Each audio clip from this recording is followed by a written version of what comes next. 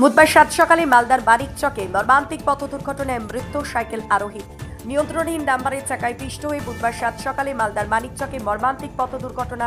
ঘটনাস্থলে সাইকেল আরোহী এক ব্যক্তির মৃত্যু। ঘটনাকে কেন্দ্র করে ব্যাপক উত্তেজনা মানিকচকের নূরপুর সবজিপাড়া এলাকায়। ঘটনা প্রসঙ্গে জানা যায়, দুর্ঘটনায় মৃত ব্যক্তির নাম হাফিজেন খান, বয়স ৩৯ বছর।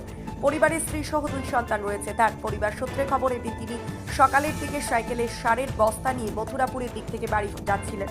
ওই সময় নূরপুর সবজিপাড়া রাজ্য সড়কে রতুয়া থেকে মানিকচকগামী একটি ডাম্পার দ্রুত গতিতে প্রথমে রাস্তার ব্যারিকেডে ধাক্কা মারে। এরপর সেই নিয়ন্ত্রণহীন ডাম্পারের চাকায় পিষ্ট হয়ে সাইকেল আরোহী ব্যক্তির মর্মান্তিক মৃত্যু হয় বলে খবর, যার জেরে রতুয়া মানিকচকগামী রাজ্য সড়কে ব্যাপক উত্তেজনা তৈরি হয়। ফলে যান চলাচল সাময়িকভাবেই বন্ধ হয়ে যায়।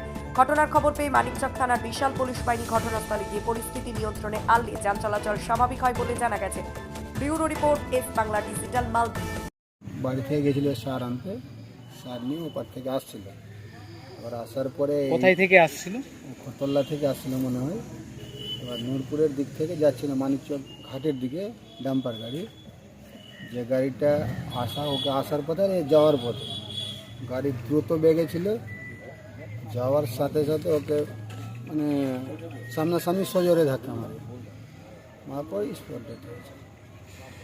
ওনার নাম হাফিজিন খান, তার বাড়ি বাড়ি নূরপুর পাঠানপাড়া।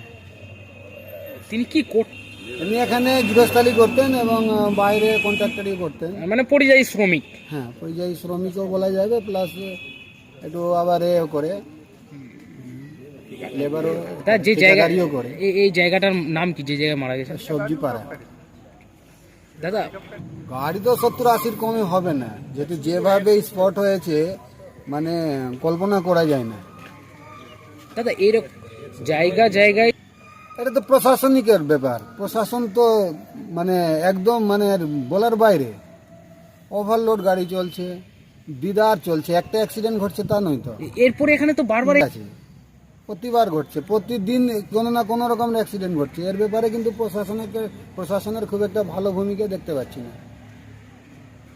প্রশাসনকে সক্রিয়ভাবে পদক্ষেপ নেওয়া উচিত, যাতে আগামী দিনে এরকমের দুর্ঘটনা না ঘটে। একটা পরিবার নষ্ট হয়ে গেল, তার ছোট ছোট 2 বাচ্চা আছে, 5 বছর আর 7 বছর না 8 বছর এরকম কিছু আছে। পরিবারটা শেষ হয়ে গেল। এবার দিনের পর দিন এরকমের দুর্ঘটনা ঘটতে আছে। প্রশাসন যদি চাই কোনো দিন সে অ্যাক্সিডেন্ট ঘটতে পারে, কিন্তু মানে নিয়ত ঘটবে না, প্রতিদিন ঘটবে না।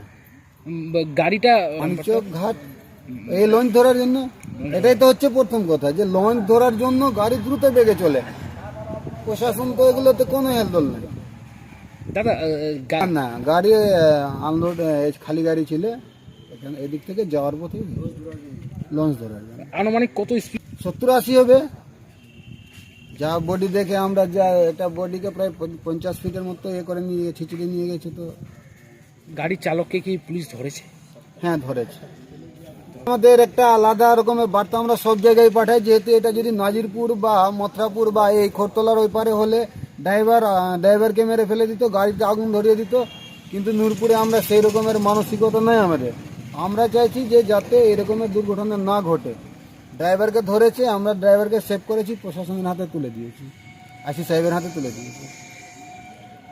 গাড়িটি হচ্ছে আপনার বারারুয়ার ঝাড়ারুয়া সাহেবগঞ্জ ডিস্ট্রিক্ট পড়ছে। আপনার নাম কি দাদা? নিজাম খান, বাড়ি নূরপুর পাঠানপাড়া। পরিবারের আপনার কি? আমার কাকাতো ভাই।